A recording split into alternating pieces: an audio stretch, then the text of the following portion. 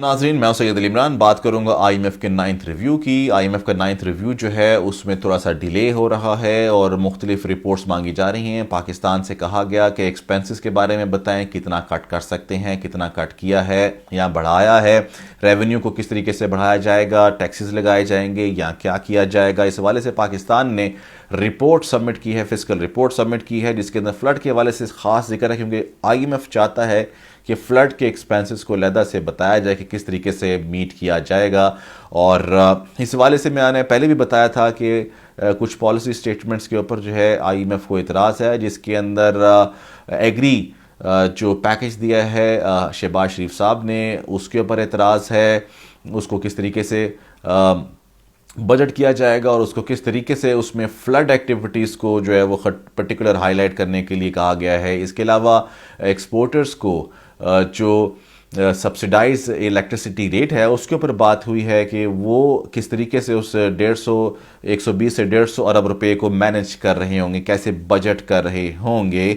और दूसरी तरफ पाकिस्तान के जो रिजर्व्स हैं वो ऑलरेडी डिप्लीट हो रहे हैं। इस वक्त तकरीबन को $7.5 अरब और 7.5 अरब डॉलर और 8 अरब डॉलर के दरमियान में कहीं पे मौजूद हैं। और बैंकों के पास, प्राइवेट बैंकों के पास तकरीबन $5.5 अरब डॉलर के पास मौजूद हैं। यूरो बॉन्ड की पेमेंट है जो 5 दिसंबर को करनी थी, लेकिन चूंकि क्रेडिट डेट स्वैप रेट्स जो हैं वो जो 5% के थे मार्च 2022 में वो 123% तक जा पहुंचे हाल ही में। और इसमें थोड़ी सी फिलहाल कमी आई है जब ऐसे बयान दिया गया है कि यूरो बॉन्ड की पेमेंट जो है वो अर्ली की जाएगी। अर्ली पेमेंट का मतलब ये है कि तकरीबन 5 दिसंबर की जो पेमेंट है वो 2 दिसंबर को की जाएगी, ताकि ये तकरीबन $1.2 बिलियन के पास की पेमेंट है, ताकि इन्वेस्टर्स का पाकिस्तान पे एतमाद बहाल हो।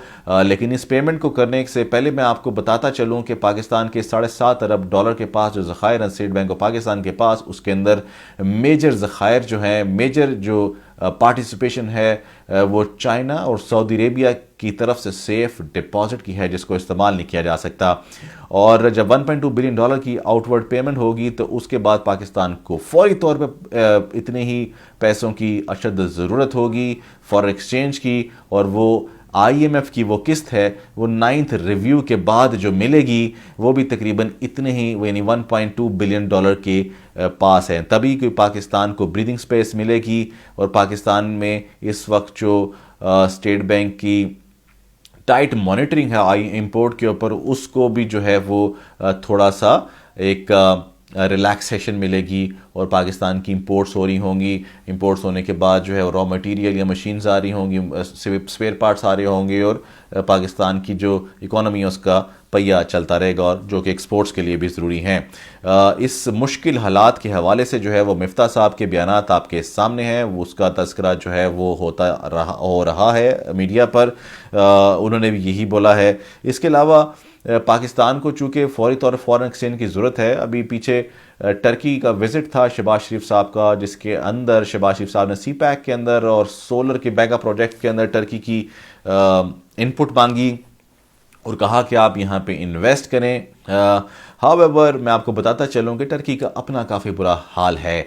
लीरा उसका काफ़ी स्ट्रेस में है और इन्फ्लेशन ईयर ऑन ईयर, यानी पिछले साल अक्टूबर के लिहाज से इस साल अक्टूबर में तकरीबन 85% ज़्यादा थी। और इसके अलावा मैं आपको बताता चलूँ कि जो टर्की है उसका इस इन्फ्लेशन के बावजूद जो अर्दगान साहब का नज़रिया है, उसके नज़रिए के मुताबिक जो 9% इंटरेस्ट रेट के ऊपर इस वक्त किया हुआ है उन्होंने, ताकि उनकी इकोनॉमी उस तरीके से जनरेट करे फंड्स और एक्सपोर्ट ज़्यादा हो। ये खैर उनका नज़रिया है। बताने का मकसद ये था कि टर्की इस वक्त खुद दबाव का शिकार है। और अगर हम बैलेंस ऑफ पेमेंट की बात करें तो पाकिस्तान की जो बैलेंस ऑफ पेमेंट है नेगेटिव होती है टर्की के साथ। तकरीबन $394 मिलियन की एक्सपोर्ट है और $630 मिलियन की इंपोर्ट है।